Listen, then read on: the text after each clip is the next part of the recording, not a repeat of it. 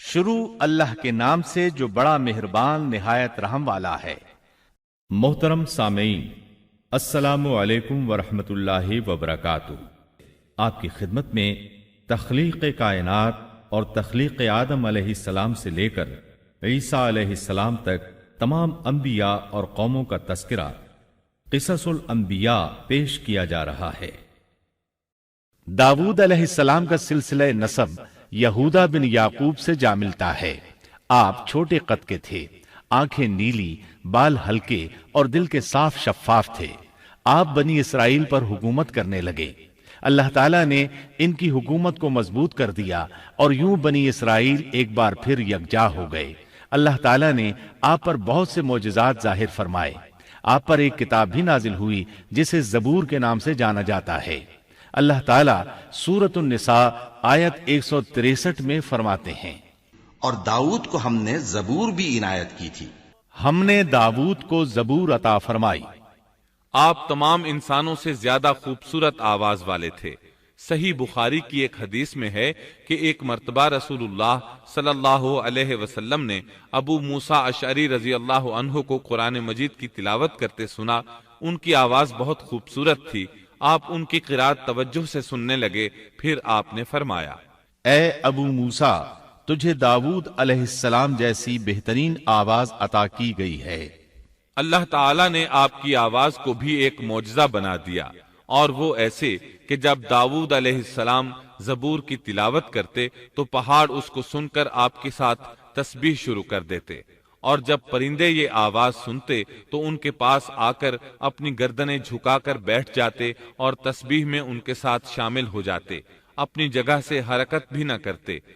اللہ تعالیٰ سورہ سبا آیت 10 میں فرماتے ہیں، اور ہم نے داؤد کو اپنی طرف سے برتری بخشی تھی اور کہا تھا، اے پہاڑوں ان کے ساتھ تسبیح کرو، اور پرندوں کو ان کا مسخر کر دیا۔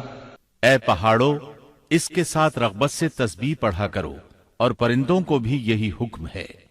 خود داؤد علیہ السلام کے بارے میں اللہ تعالیٰ کا فرمان ہے، اور ہمارے بندے داؤد کو یاد کریں جو بڑی قوت والا تھا، یقیناً وہ بہت رجوع کرنے والا تھا۔ اسی طرح اللہ تعالیٰ سورۃ الانبیاء آیت 79 میں فرماتے ہیں، اور ہم نے پہاڑوں کو داؤد کا مسخر کر دیا تھا کہ ان کے ساتھ تسبیح کرتے تھے، اور پرندوں کو بھی مسخر کر دیا تھا، اور ہم ہی ایسا کرنے والے تھے۔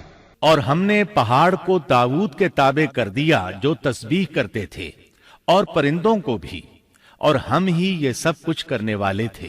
یہ داؤد علیہ السلام کے معجزات تھے۔ اللہ تعالیٰ نے اور بھی کئی معجزات سے انہیں نوازا تھا۔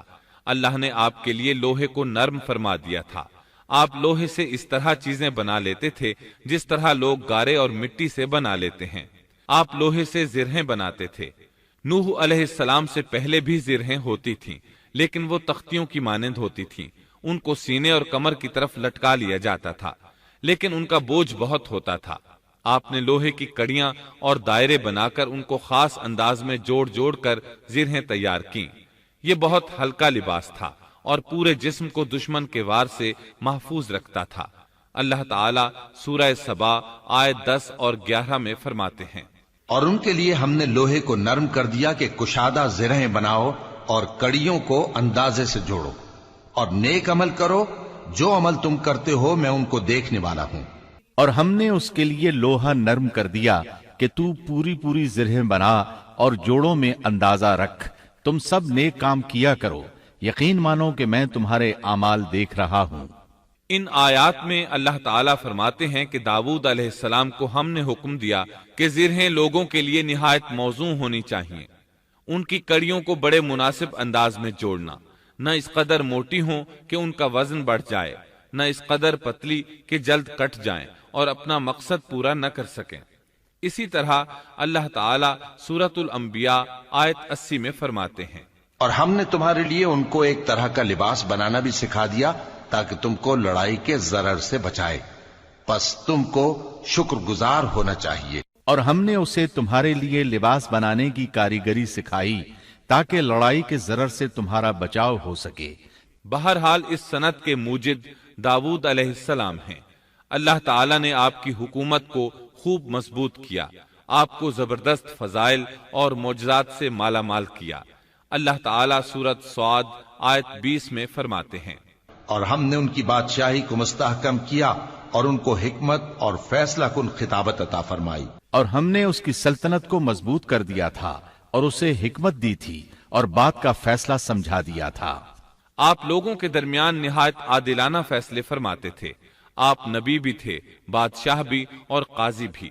آپ کی حکومت کے متعلق کئی احکامات نازل ہوئے۔ ان میں سے قرآن مجید میں ایک حکم عجیب انداز سے آیا ہے۔ ہوا یوں کہ آپ نے عبادت اور عدالت کے لیے اوقات مقرر کر رکھے تھے۔ عبادت کے لیے ایک جگہ بنوا رکھی تھی۔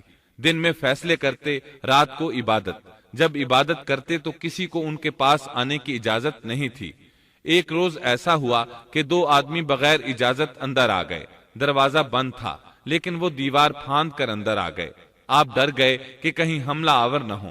اللہ تعالیٰ سورۃ صاد آیت 21 اور 22 میں فرماتے ہیں، اور کیا تجھے جھگڑا کرنے والوں کی بھی خبر ملی جبکہ وہ دیوار پھاند کر محراب میں آ گئے؟ جب یہ داؤد کے پاس پہنچے تو وہ ان سے ڈر گئے۔ وہ کہنے لگے، خوف نہ کیجیے، ہم مقدمہ کے 2 فریق ہیں، ہم میں سے ایک نے دوسرے پر زیادتی کی ہے، لہٰذا آپ ہمارے درمیان حق کے ساتھ فیصلہ کر دیجئے اور ناانصافی نہ کیجیے اور ہمیں سیدھی راہ بتا دیجئے۔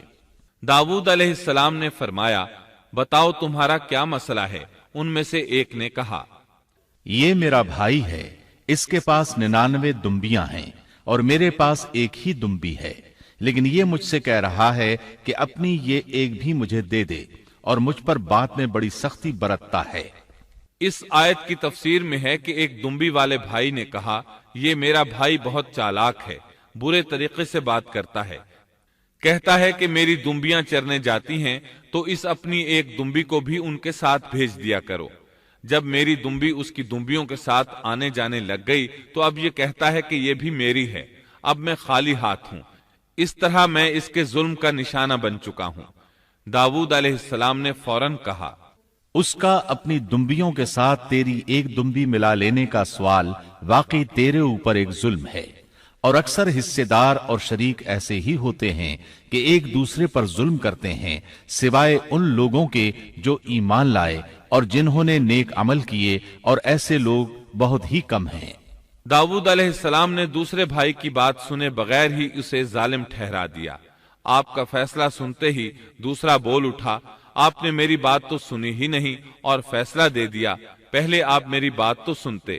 داؤد علیہ السلام فوراً بھانپ گئے کہ ان سے غلطی ہوئی ہے اور سمجھ گئے کہ یہ اللہ تعالیٰ کی طرف سے آزمائش ہے۔ آپ نے فوراً توبہ کی، اللہ کی طرف رجوع کیا اور استغفار کرنے لگے۔ اور داؤد سمجھ گئے کہ ہم نے انہیں آزمایا ہے، پھر تو اپنے رب سے استغفار کرنے لگے اور عاجزی کرتے ہوئے سجدے میں گر پڑے اور پوری طرح رجوع کیا۔ پس ہم نے بھی ان کا وہ قصور معاف کر دیا، یقیناً وہ ہمارے نزدیک بڑے مرتبے والے اور بہت اچھے ٹھکانے والے ہیں۔ اس کے بعد اللہ تعالیٰ سورۃ صاد آیت 26 میں فرماتے ہیں، اے داؤد، ہم نے تمہیں زمین میں خلیفہ بنا دیا، تم لوگوں کے درمیان حق کے ساتھ فیصلہ کیا کرو اور اپنی نفسانی خواہش کی پیروی نہ کرو، ورنہ وہ تمہیں اللہ کی راہ سے بھٹکا دے گی۔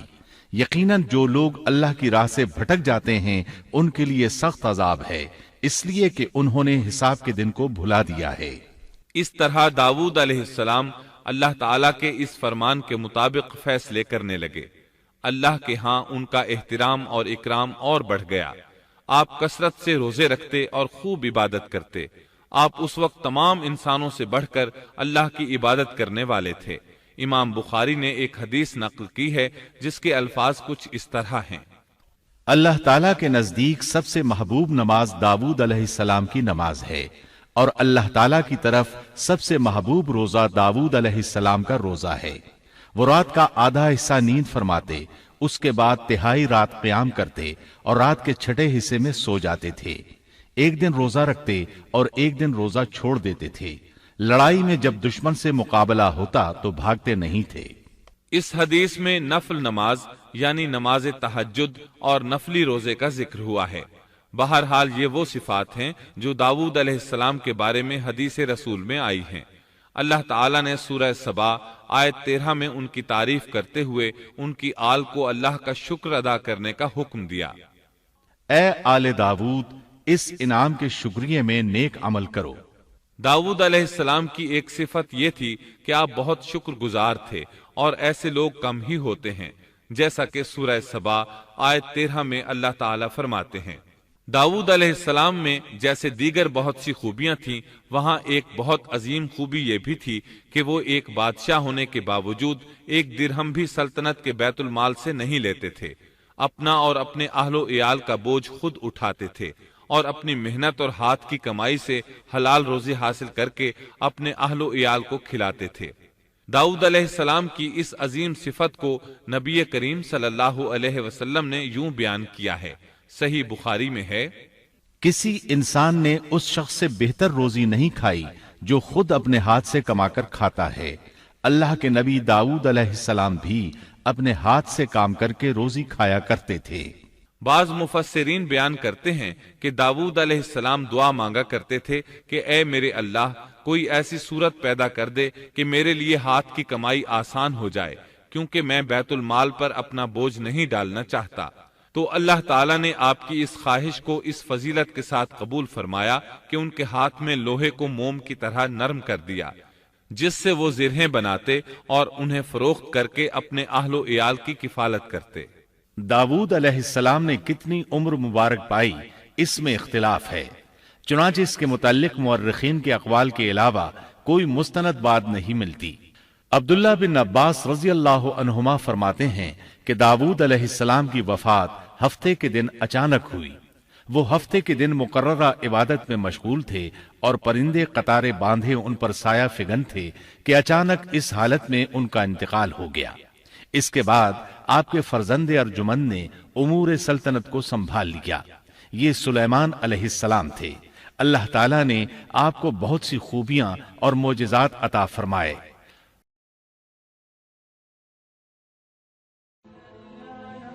Thanks for watching. Don't forget to like, comment, share and subscribe to